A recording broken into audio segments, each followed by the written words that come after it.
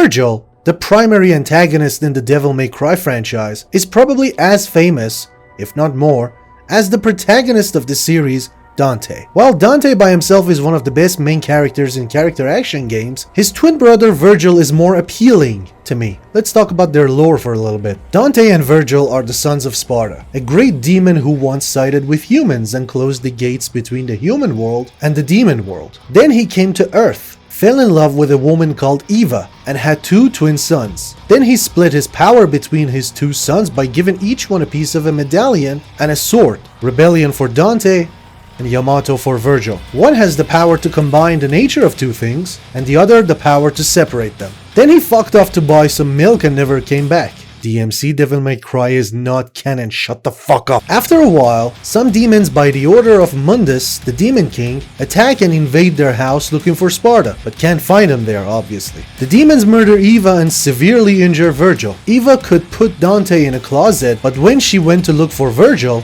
she was murdered. That's why when Dante grows up, he idolizes the memory of his mother and has a severe case of Oedipus. Is it Oedipus? Oedipia? Editing must please show them the pronunciation of the word. I can't bother with it right now. In British English it is said as Oedipus. Oedipus. In American English, however, Oedipus. While Vergil hates his mother because he thinks she abandoned him and idolizes the idea of Sparta because he wants to be powerful just like him in order to prevent himself from ever being hurt like that ever again. In other words, because of their trauma.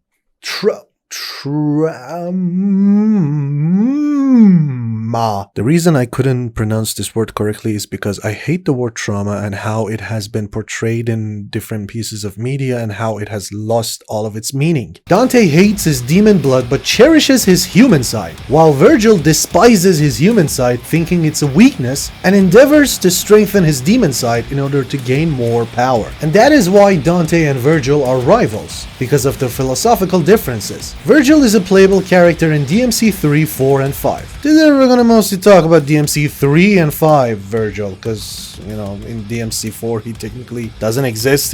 You can just play with him. The only fact about him in DMC 4 that we learn about is that he had sex. In DMC 3, don't worry about the numbers by the way, it's actually canonically the first entry in the series in terms of story. Vergil raises a demonic tower from the ground called Timini. I don't want to get cancelled. Grew. He plans to do a ritual on top of the tower to open a portal to the demon world in order to gain Sparta's power. For the ritual, he needs Dante's amulet, and that's why he sends an invitation to him like, "Yo bro, I want your amulet, pull up so I can beat your ass." And Dante says, "Mama ain't raised no bitch, I'll pull up." But Dante gets his ass kicked and amulet stolen. He spends the entirety of the game chasing Vergil. After meeting him again, their fight ends up in a draw, and some fucker named Arkham who was working for Vergil takes all their shit and skedaddles. Yada yada yada, they enter the demon world, team up to beat his ass, do it with ease, and have one of the most iconic moments in gaming.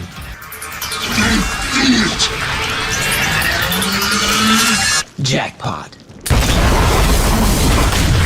They fight again over the amulet. Dante wins it this time. Vergil could not move on from his trauma.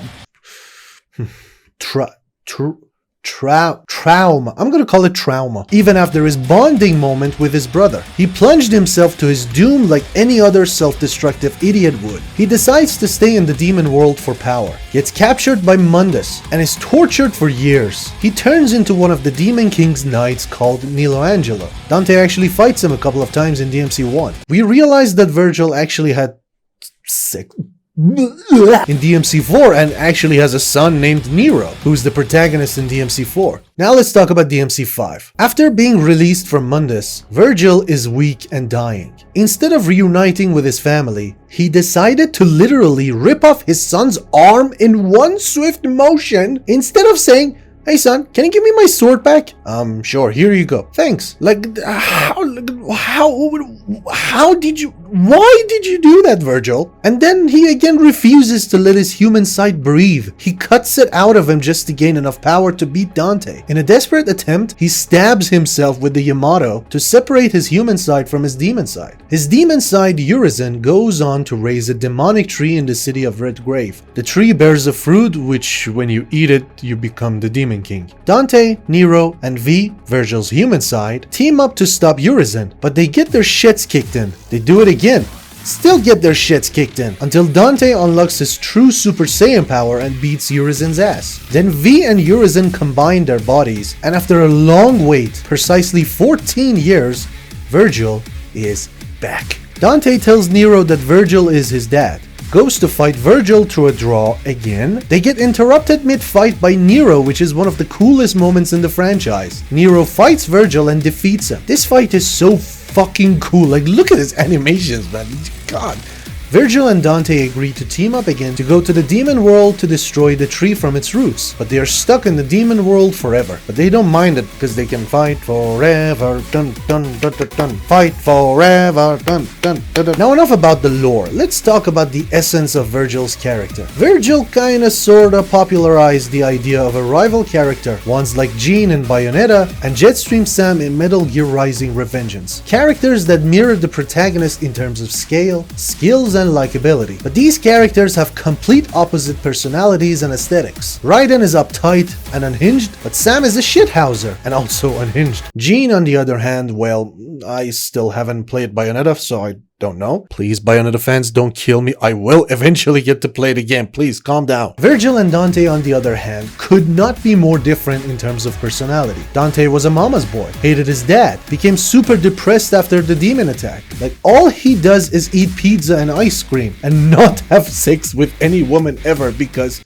Mother did, Miss Mother. He rejects his demon side and only uses his power when he wants to save people or buy pizza. He literally sells the weapons he acquires in each game to pay the rent and also to buy pizza. Where's my source for this accusation, you ask? My source is that I made it the fuck up. Vergil is kinda the exact opposite. He was a daddy's boy and didn't get along with his mother. And thinking his mother abandoned him when he needed her the most made him absolutely despise everything about him, which made him human. V says Vergil wanted to be loved and protected, but had to survive from a young age. Dante was safe in a closet at least, but little Vergil had to use his devil trigger from a very young age, and from then on, he believed that loss leads to seeking power, and without power, you cannot protect anything. So I have to be powerful so I could never get hurt ever again, even if that makes me a dipshit brother, a deadbeat dad, or a person who caused the deaths of millions of people when he raised Temenid Not Gonna Get Cancelled Gru and the Clifoth, the tree in DMC5. Yeah, make no mistake,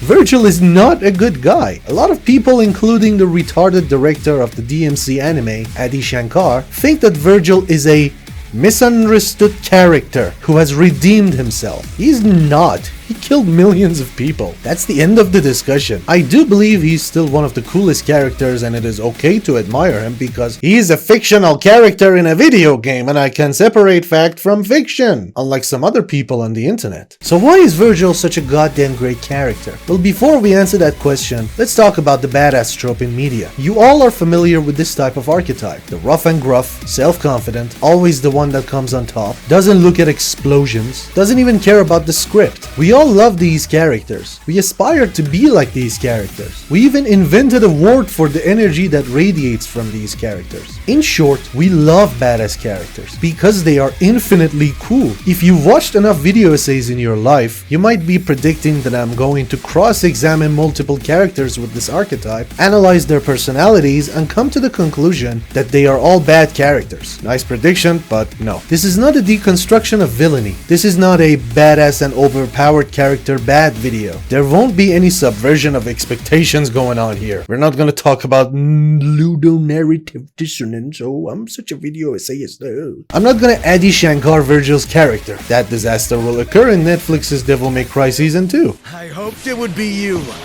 little brother. Shut your fucking mouth! No problem, John. Shut the fuck up, you cunt! Shut it! Now, I want to dive deeper into the question, why is Vergil and so many other badass characters in games so appealing? But I'm not going to talk about most other characters in other games, I'm just going to talk about Vergil. Let's make that clear. First, we got to cover the superficial reasons, the presentation if you may, the way the character displays themselves on screen, the appearance, the slick-backed white hair, the gauntlets and boots, the fact that he always carries a katana, which is scientifically proven to be the most badass weapon of war in the history of everything. And I will die on that hill. And if we move on from appearance, we have the awesome voice acting by Daniel Southworth. He always has this great nasal quality to his voice, especially back in DMC3. For which it was intended. That's none of my concern. The calm manner with which Vergil always presents himself, the fact that he never really shouts, his attack animations which unlike Dante focus mostly on efficiency and precision. Dante is just busy having a good time. Then there's the combat himself. Vergil is freaking OP in every installment of the DMC franchise. Hell, he's OP in Marvel vs. Capcom, that's another franchise. That aligns with his power-hungry character. If a significant part of your whole personality is you yearning for power, but your character plays like a wet noodle in the game, then the developers of your game suck. But fortunately, Capcom understands the essence of their characters. Unlike Dante, who's got like 8 weapons and 4 stances, and all of those weapons change in different stances, then you can do this and that, and you have like quadruple S which you can maintain all the time. You can use Send Devil Trigger all the time if you play Vergil. Vergil's got like 4 if we count summon swords. But if you ask me, 4 is plenty enough. Yamato, Mirage Edge, and Beowulf are what Vergil utilizes in combat. Each one has their own specific combos, and then on top of that, you have your normal Devil Trigger, which gives you a clone that does everything you do. And then you have your Sin Devil Trigger, which turns you into God for 20 seconds or so. And on top of that, you have Judgment Cut, which when you learn it makes every combat encounter a walk in the park. It is so fun to play as Vergil. But goddamn Judgment Cut, Judgment Cut, Judgment Cut, Sin Devil Trigger, Judgment Cut, and Playing as Vergil in DMC5 Bloody Palace mode has been my comfort game for a long time now. Even if I haven't finished the Bloody Palace run just yet, I just never dedicated myself to doing that. I know some people are gonna be like, oh, you haven't finished Bloody Palace game? Oh, actually I did it on my first try. Please get laid. Please. It's getting late. But still, it's an absolute blast to use Vergil. If playing Dante and Nero are 10 out of 10 perfection, then Vergil is a fucking 12 out of 10. I don't know. I really love the combat of DMC5. Have you figured that out by now? Okay, that's all the superficial reasons of why I love Vergil. Now let's dig even deeper. We are mainly going to talk about this trauma.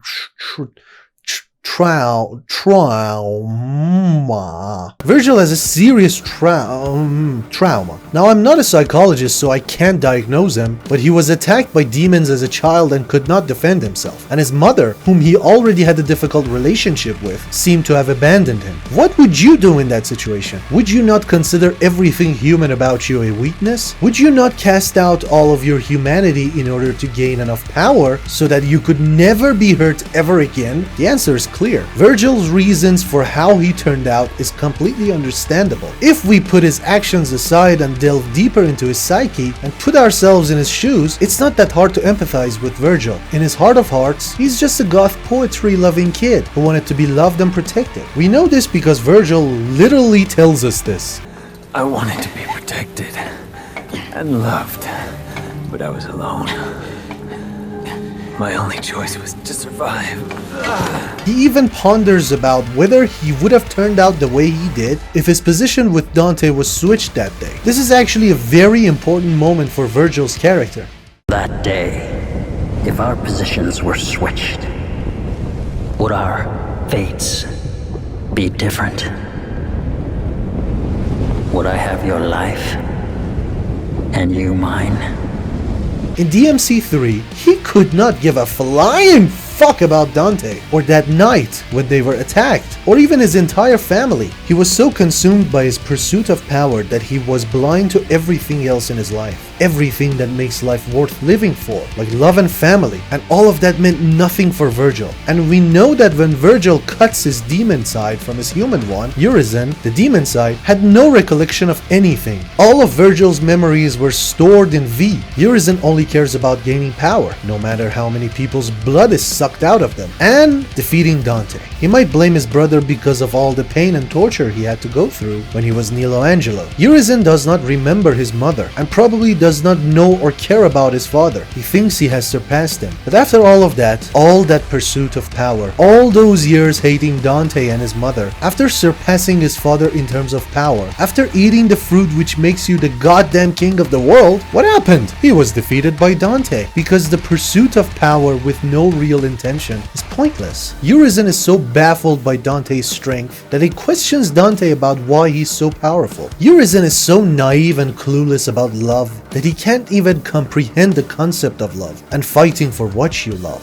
When Vergil comes back, he is instantly different. He thanks Nero because he helped him a lot on the path, and, and thinks about what would have happened if his and Dante's positions were switched. All of that power, and Vergil came back to square one, to the day when it all started.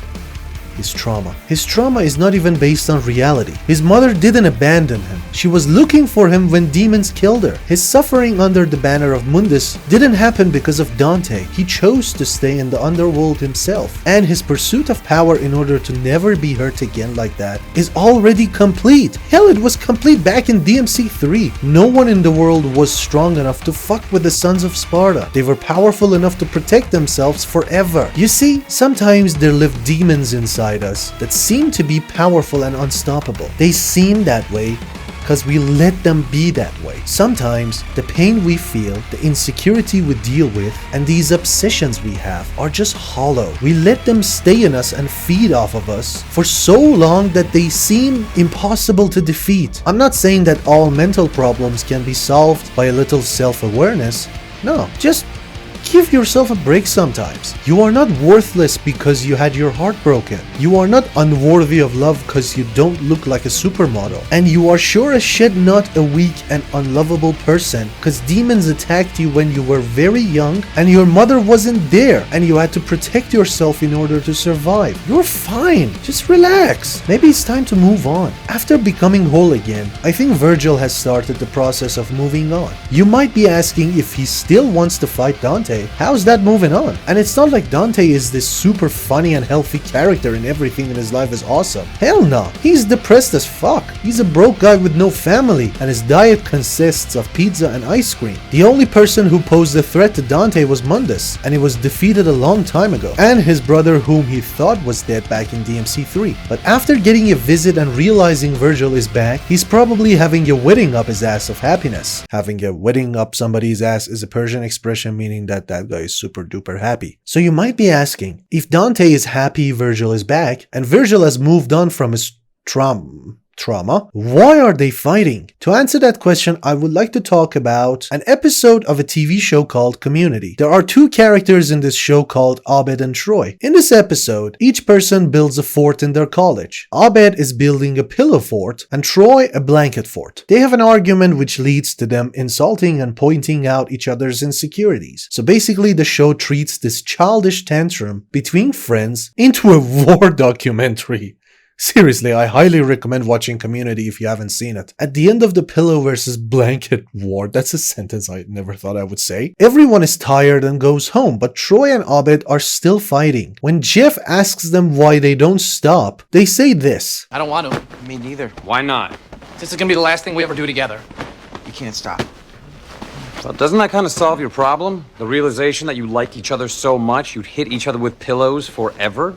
Even though it seems childish, two best friends, two brothers, fighting because they are scared that if they stop, that will end their friendship. Or maybe fighting is the only way they communicate with each other. I know, Community and DMC have literally nothing in common, and these characters are completely different from each other. But they have one thing in common. They are fighting not because they hate each other, but because they don't know how to say they love each other. But this tantrum has gotta stop, and that's when Nero comes in. I believe Nero is the best of both worlds. He yearns for power, but only to protect his loved ones. That's why Nero immediately went, "That's fucking bullshit!" when he heard about the reason Vergil and Dante fight. He bitch slaps his uncle and manhandles his father, and finally puts a stop into the sibling rivalry. Then Dante and Vergil go to the underworld to cut down the tree from its roots, and Vergil gives Nero something he held dear for a long time, his book of poetry, and promises to see Nero in the future. Dante and Vergil are apparently stuck in the underworld, but that doesn't seem to bother them. They continuously spar because it's fun, and they are truly equal in power. And they are joking about it now and keeping score of the fights.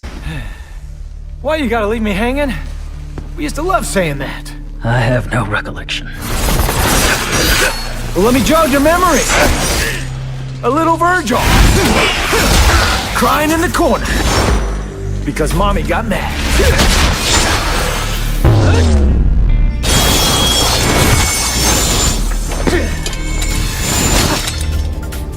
I seem to recall you crying every time Father raised his voice. How would they feel if they saw us now? What does it matter? We're still here, aren't we? Yeah, you're probably right. We are still here. This sentence shows that they are finally past their trauma. No more pain, no more pursuit of power, no more fighting pointlessly. We've made it. Our bloodline continues through Nero. Our legacy will become legend one day. But more importantly, we can finally move on from our pain. It's over. I got you and you got me. We are brothers. And the only thing left to do is fight because it's fun. And the only thing left to say is... Jackpot!